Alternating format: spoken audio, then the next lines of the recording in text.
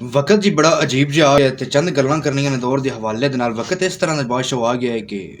चंगे बंदे नूं माड़ा ते माड़े बंदे नूं चंगा आख्या जांदा है। हालांकि होना इस तरह दा चाहिदा सी, केड़ा चंगा बंदा उहनूं चंगा ही आखो ते केड़ा मंदा है उहनूं मंदा ही आखो, लेकिन इस तरह नहीं हो रहा। ते गल ध्यान नाल सुनो, तुहानूं सबक मिलेगा, एंड तक वीडियो नूं वेखिया जे। चीते ते कुत्ते दी जनाब आपस विच दोस्ती हो जाती है, बड़ा प्यार हो जाता आपस विच।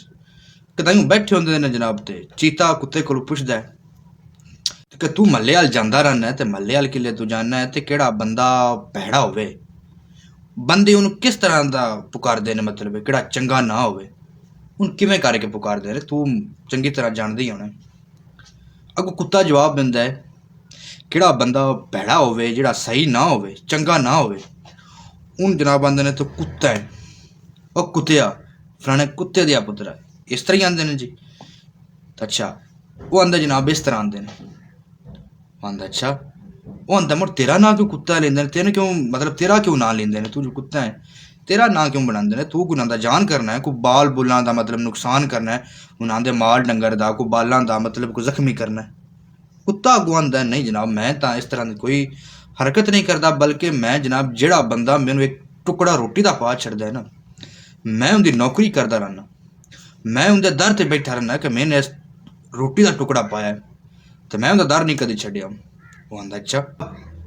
चीता कुत्ते को एक और सवाल पूछ के आंदा है यार तू ये दस ते केड़ा अच्छा बंदा उन किस तरह का लकब देंदे ने, किवें करके पुकारदे हैं।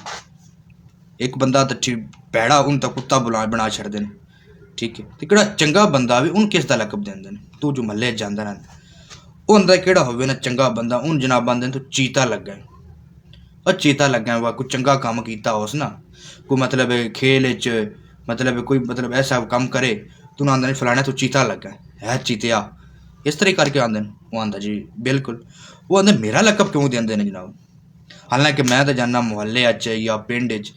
हूँ आंदा कुछ है लभदी है जनाब तो मैं वो खा छड़ना, डंगर लभदा है जनाब बाल को लभदा है उन पाड़ छड़ना, कोई आंदा चीज़ मेरे जंगल ला जाती तो मैं तो मोड़ भी खा खू छड़ना जड़ी लभदी है, लेकिन मेरा नां क्यों, तो बाकी होर भी तो जानवर हैं ना, जरूरी मैं ही क्यों नहीं, मेरा नां क्यों लेंदे ने। ते बाकी वो तो कुत्ते ते चीते की गल हो रही है। बाकी एक धन मिसाल दी कहानी सुना के, कहानी तो बाकी कहानी होंगी ना, एक मिसाल ही होंगी धन, बाकी ये गल कहानी सुना के मिसाल दी, ये गल है इंसाना की हो रही है कि जेड़ा बंदा त्रकड़ा होवे ना, त्रकड़ा को माल शाल होवे उनके कोल वल होवे, उन जनाब बड़ी अच्छा बंदा भावें जिन्ना जिवें दा भी भावें पर जान पे करे 100 मतलब जान करे पिया वो चंगा ही है जी। केड़ा बंदा माड़ा है जेड़ा जी करता रहे ना, जी मतलब माड़ा बंदा है वो चौधरी के जी करता है, उनके वाली तो गल ही कोनी ना, वो बंदे ही कोनी। ये हालात ने जनाब दुनिया दे। ते गल चंगी लगी हो तो लाइक सबसक्राइब जरूर करें ते जनाब मेरा अगर बंदे दोस्त फेसबुक ते वेख रहे हैं वीडियो नूं ते गुजारिश है कि मेरा यूट्यूब का चैनल है मलक अजहर अब्बास के नाँ ते जाके प्लीज़ गुजारिश ही है तो सबसक्राइब जरूर करें। बाकी होर भी इस तरह दी मेरिया उत्थे वीडियो पढ़ियां ने वो वेख सकते हो तुसीं, तुहानूं पसंद आउण दियां ते हालात यार बेहतर करने की कोशिश कीता करो। एक कहानी सुनाई है इस हवाले दे नाल ही, तो अगली वीडियो तक दिओ इजाज़त, अल्लाह हाफिज़।